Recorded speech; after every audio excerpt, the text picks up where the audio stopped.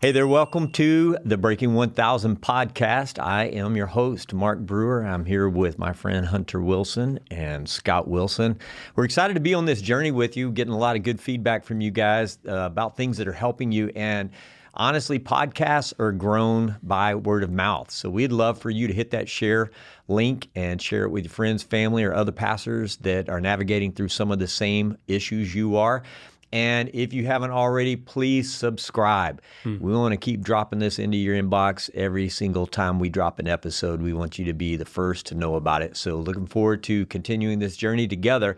Today's issue is a hot topic, man. A lot of times as you're scaling and developing what God has put your hands on, it is difficult to discern. It's difficult to know what ministries to add and what ministries to cut. And so, Scott, Hunter, talk a little bit about that or a lot about that. I think we're going to go in 100 different directions about this, but I think we're going to circle it. I think we're going to circle and try to get closer and closer. And maybe there's different angles to this that you need to be like, okay, I get it. Okay, let's start here. Brendan Burchard talks about that we want to have clarity, right? And people talk about all the time, we want to have clarity. Clarity is really broken down into three different areas. I know who I am, I know where we're heading, and I know how to get there. I know who I am, I know where we're heading, and I know how to get there. As a church, as a pastor, do you know who you are, the identity that God has called your church to be? Do you know where you're heading? And do you know how to get there? Okay, so with that in mind, first up, we can't even talk about is this worth continuing or is this worth stopping until you know who are you, where are you heading, and how are you going to get there? A lot of the issues of should we continue this or stop this is on that how are we going to get there? And I think one of the best ways to do resource allocation, basically saying that God is unlimited, but everything else is on a budget. So that means, what are things that are on a budget as a lead pastor? So you have a budget with your time. You have a budget with the people that are on your team. Mm-hmm. There's only a certain number. There's a budget financially of we can only invest into a certain number of things to get a return back from that investment. Okay. And there's a limit to facility. 100%. So if this department or this ministry has is this taking room, up this room, then there's no innocent yes. Yes. So every yes is a no to something else. And as much as we hate it, it's always a zero-sum game. It is. Because we're not unlimited. God is, and we serve a God that's unlimited, but we're not, and none of the things that we're touching or doing is unlimited. So therefore, it forces our hand. And I've heard James Clear talk about that you have a limited number of yeses, but you have an unlimited amount of no's. And you got to be very careful because you can only say yes so many times until you run out of time, until you run out of money, until you run out of people, until you run out of energy. So do you know what I think is very important on this is, again, how people have a perspective about church, okay? As a lead pastor, I know God's called me to this church to reach people. Okay, that's general statement for all churches, all pastors. But do you think you're the only one God has called? And do you think your church is the only one he has called? No one would ever say, no, God's called everybody. Well, if that's true, then a lot of times people have in their mind, your church should have every ministry that I ever have thought of or needed or wanted or desired. And yet, that isn't what God set up. He has set up many different congregation with different callings and responsibilities in that same community. Not every church is the same. Not every church is called or uniquely gifted to reach the same people. And so when the no's come into, that's not my assignment. That's not our church's assignment to do all things for all people. But doesn't it feel like as a church, I'm supposed to help people, right? Hey, that's what I'm saying. So in there, it's I can't be all things to all people. No, and neither was Jesus. And as much as we hate to admit this, there's nobody that left more on the table that could have been done in lots more places than Jesus, and yet he just did the things that he saw the Father doing and the Father was asking him to do. And you remember the lady that came and had a need, and he said, hey, you know, God hadn't really called me to reach you guys right now. And she said, well, even the dogs get the crumbs underneath the table. And because of that response, he did it. He actually did it. But he was very definitive. I have a calling specifically to a certain region and a certain group of people, and that's from God. That's all I'm going to do, and I'm not going to keep bleeding out all of my time, talent, and treasure into these other areas. Yeah. So in this, it's... But you understood what I was saying on that, right? Is that our church has a calling to do this, so these are the things I'm going to do. That does mean people are going to come and say, well, where's this ministry? Yeah. And I may, as a church, have to say, you know what? That's not within our assignment, but there is a church down the road who does that really well. And that right there, what I just said, would be like, are you kidding me? But by the way, you have done that a lot of times. I have. But they'll go, are you kidding clarity. me? I'm not going to tell somebody to go to another church. That's like a department store, you know, like I was watching the movie on 34th Street and how Macy's was the Santa Claus said, you can go to Gimbel's, you can go to this, you know, and how that became, I can't believe they care more about me than they do about their own church or their own deal. So that's what we want to do. The thing that's hard about church is everything serves someone in some way that seems like a good thing. Mm-hmm. I know it's kind of a fluff statement, but what I'm trying to get around to this is saying, if you are not clear about who you are, where you're heading, and how you're going to get there, other people's ideas are going to sound like a clear idea that we should be doing. Because it will reach somebody. It'll help someone. It will meet a need. And so I think inside of this, first we have to understand and have clarity around the three things that are the clarity basics. Mm-hmm. I know who I am, I know where we're heading, and I know how to get there. Now, okay, that probably helps me now going forward.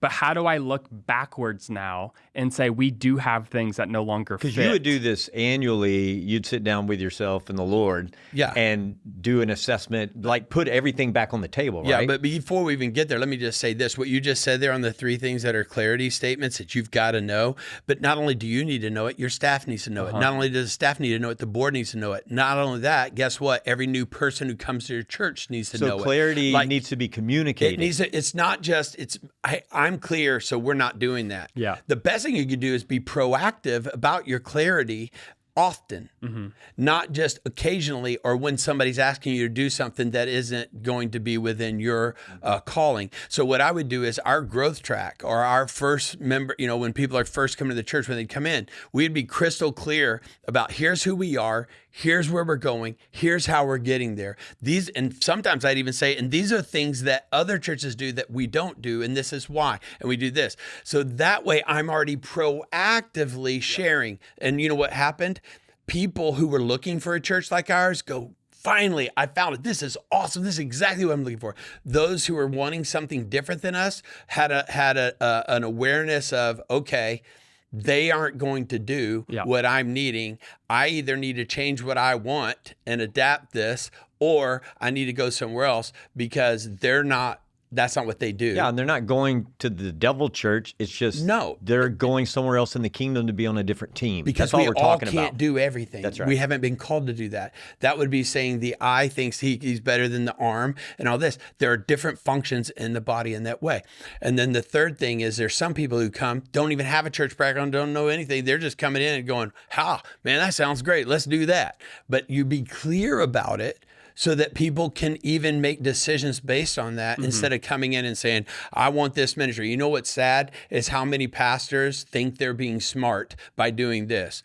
Do y'all have a ministry for this and this? And they go, nope, but you can start one. That sounds kind of smart until you've actually experienced that person starting it. And then a year from now, they leave the church, but the ministry's still there and it's got 25 people in it that you're going to disappoint now if you don't get a leader in. And now you're on the hook to make sure that ministry keeps going, even though it really wasn't something you thought was strategic to what you were doing anyway. Yeah. It's not wise.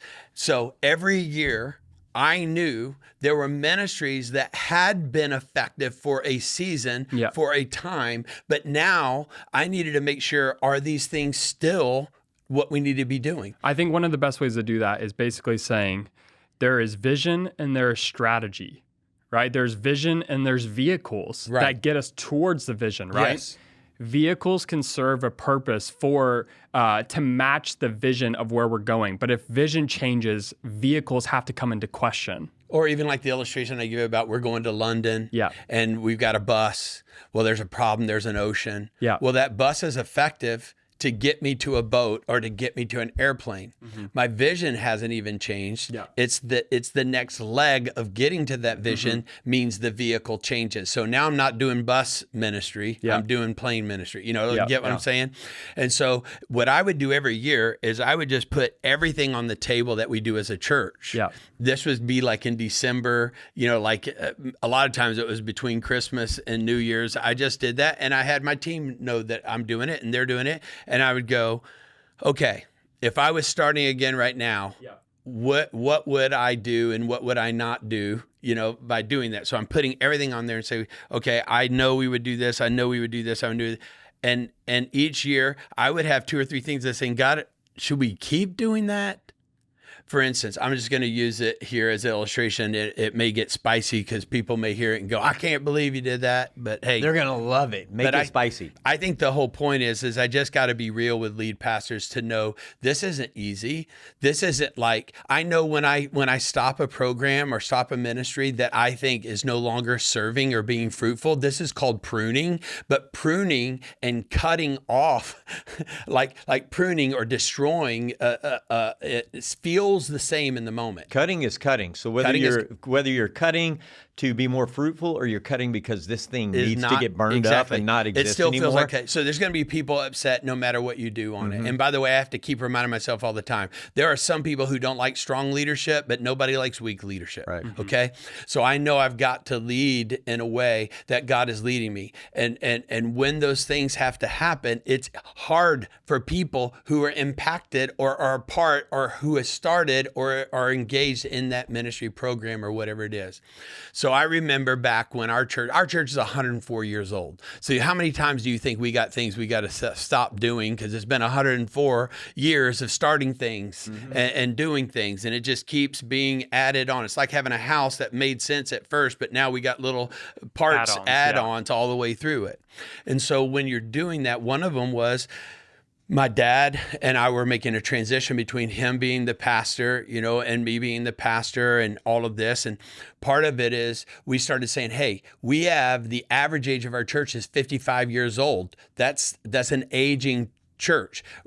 We've got to change the way we're targeting who we're reaching to reach younger families with kids and so forth. But we don't want to neglect the wonderful people who have been here. So what we did is we started a service that was a service specifically for people who want a traditional type service, traditional type songs. It was more stylistic. It wasn't less spiritual or more spiritual. It was just stylistic and primarily around the music. It was all music because I preached the same message in that service as I did the other, but they wanted a certain style of music versus the other, okay? So we did that service for 20 years. But I'll tell you what, every year, because it started with about 150, 200 people, every year as it was going down, I would look at it and go, is this still something that's viable? Is it not? Okay. So it got down to 50. You say, man, those people didn't like it. They left. No, they went to Jesus. They left to go to the Lord and the reward. They're older. And so now it's down to 50 people.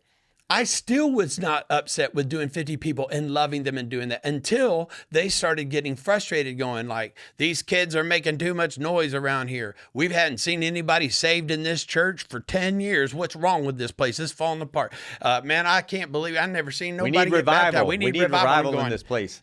It's because you're going to a service that y'all haven't invited one person to church and you don't know anybody to invite. You don't have a relationship to invite. You know, this is the deal. We're doing church for you, not for the kingdom at large. And when they started getting upset and irritated and angry, I remember the December, I put it all on the table and I said, God, what should we start with? And I felt like the Lord told me, hey, you need to close that service. That is no longer something that I'm working in. Yeah. The attitude has shifted. And so that's not, I want you to invite. So I didn't go, you're done, you're out. I said, I sense now that the Lord is saying, we need you guys in to the other service to be spiritual fathers and mothers and all this. They were so upset. I can't believe after all the money we've given, all this, you don't care about it. I said, I do care about you. Yeah. But I sense that God is saying, we've done this for 20 years. This service is now becoming something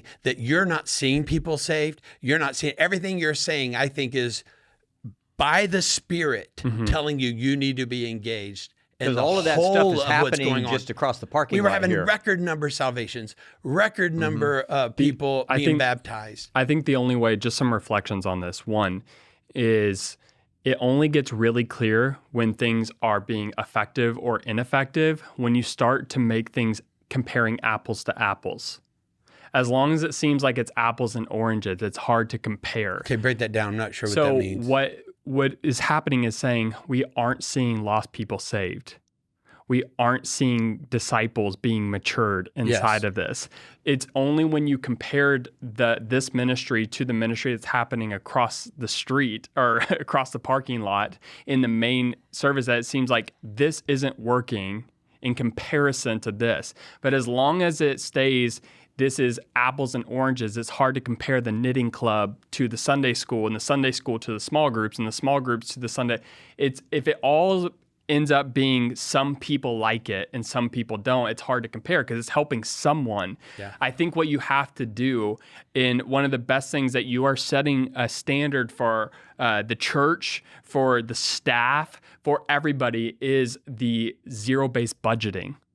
Zero-based budgeting is different than rollover budgeting, meaning if we had 50 line items of expenditures of what we spent in our finances, and you can copy and paste that with time, you can copy and paste that with people, you can copy and paste that with everything that has a budget, right?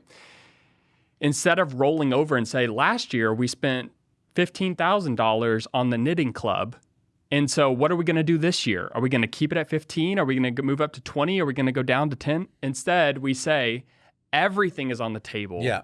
We're starting from zero. We're starting from who is God calling us to be in this season? Who are we? Where are we heading? And then what is the best plan? And what are other things that are on the table that like it no longer fits? And it should be about the fruit. So of what you're saying, salvation, discipleship, all of this. John 15, when he says, hey, I'm the vine, you're the branches, and the Father comes in and he prunes those who are bearing fruit. They can bear more fruit and fruit that remains. There is a God, there is the Spirit of God that is working through and judging.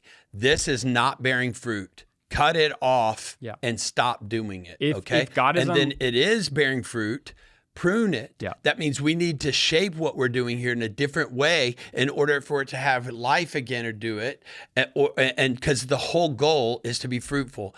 And so it's not about, do we like it? Is it nice? Is it good? Yes. Who's in it? Is this helping us to move forward? Now, if that knitting club didn't cost me anything, and those are just ladies getting together to knit, what do I care? But it's not. But if I have to promote it, if I have to have a room, if I have to put it on the calendar, that's what starts happening. Is people start going like, you never announced. We haven't been able to grow our thing because you've never put it in the bulletin. You didn't announce it. You didn't promote it.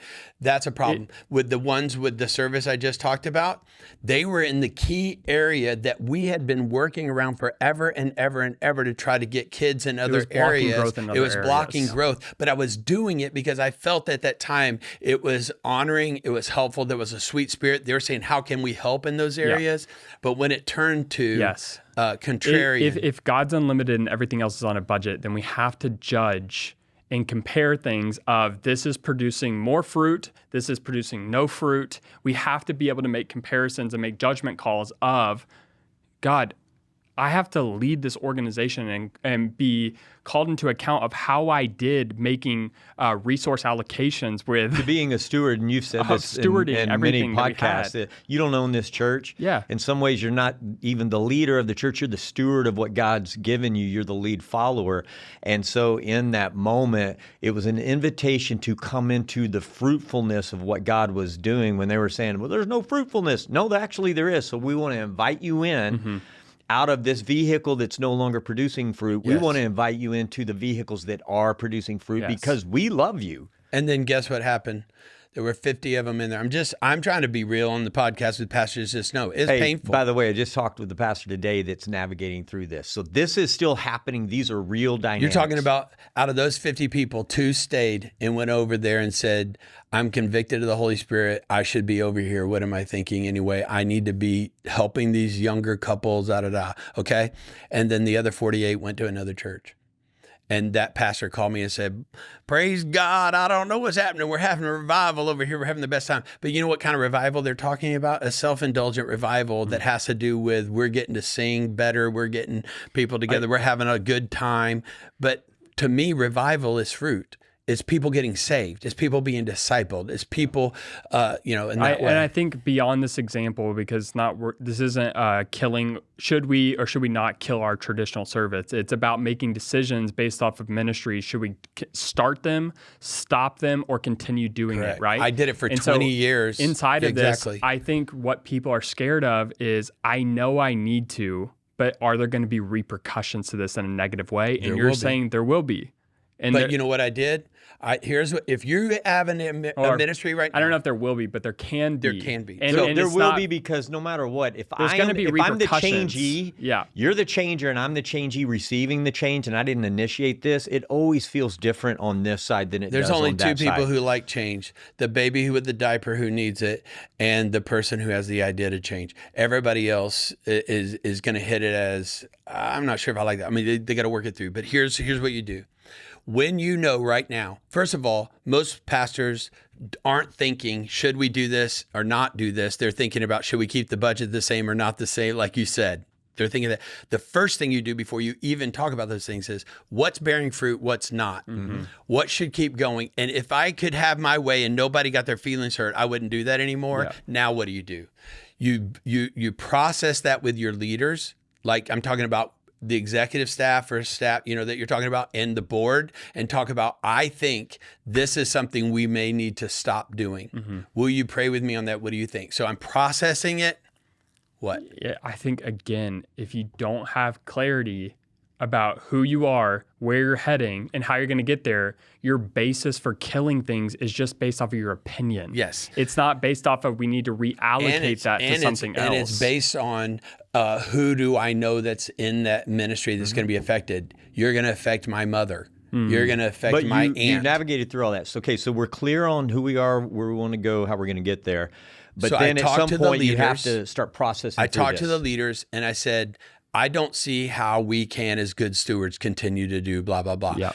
These people are wonderful, but this thing that we're doing here is not needing, it cannot continue to have, is draining resources, and it is a distraction to what God's called us to do. It's blocking growth. Yeah. So you have to process it with them.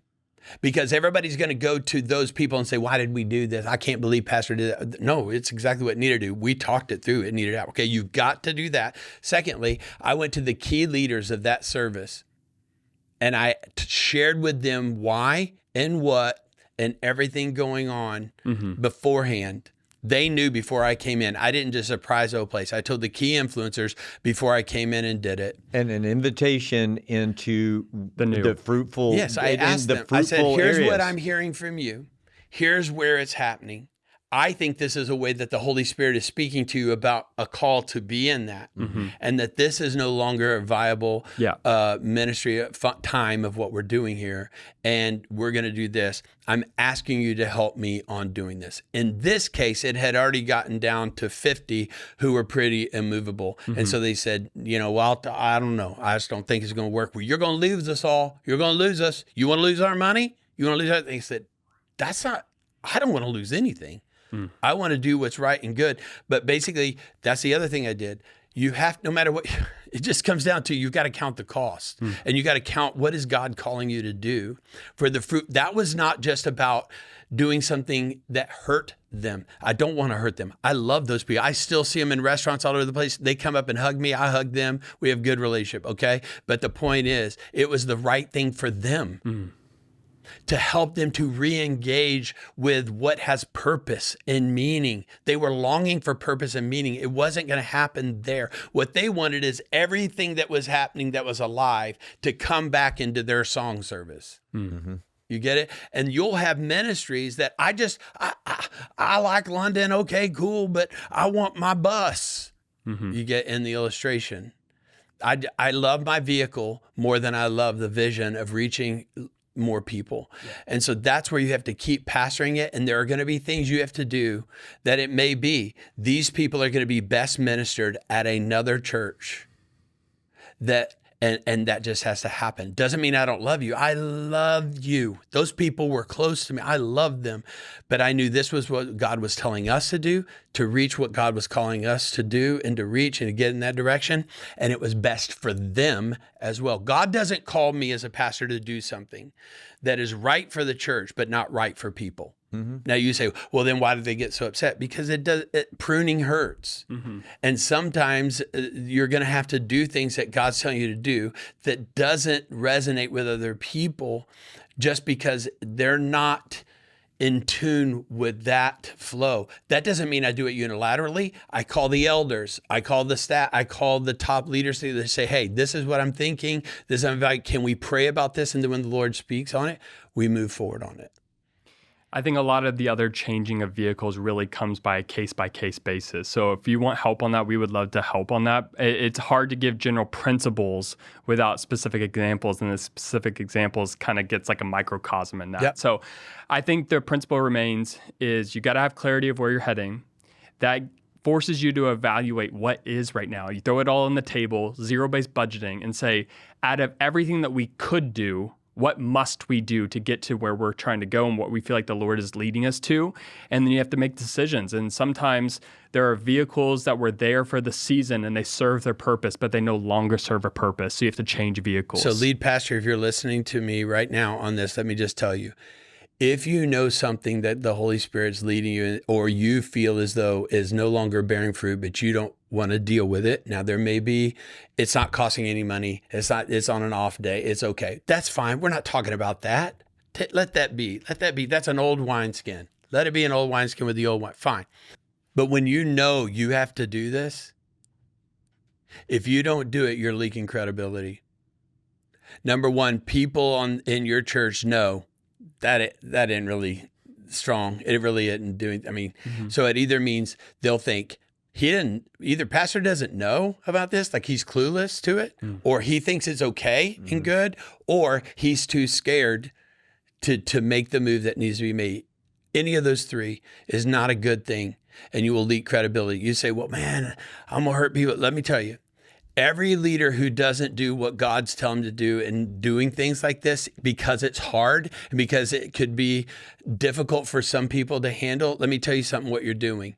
You're losing people. You say, well, I don't want to lose people. You're going to lose people no matter what.